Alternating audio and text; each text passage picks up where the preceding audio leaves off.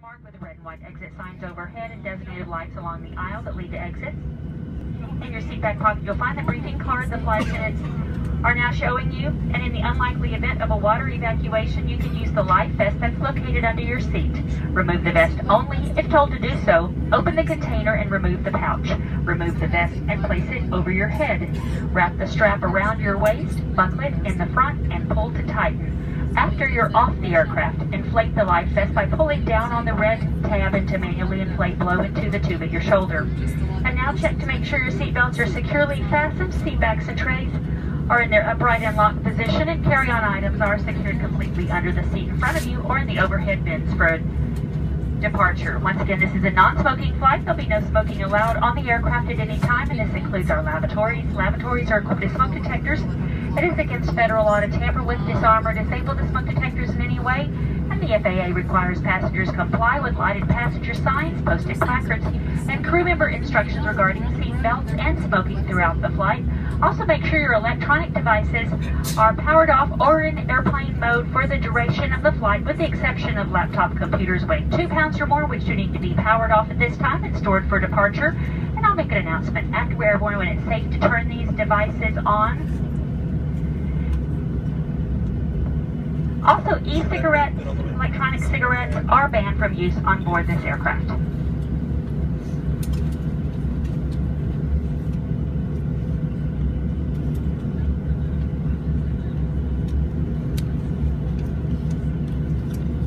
And we do not anticipate a loss in cabin pressure, but if one should occur, 4 oxygen masks will appear automatically overhead. It's then your responsibility to pull down on the mask until the tube is fully extended, and this will start the flow of oxygen. Then place the mask over your mouth and nose and breathe normally till further indicated by a uniformed crew member. If you're traveling with a child or seated by someone who needs assistance, it's important for you to secure your mask first and then secure the additional mask. The bags may not inflate, but you will be receiving oxygen. And after we're airborne, we invite you to sit back and relax. We're anticipating about a 2-hour, 45-minute flight into Tampa. Welcome aboard.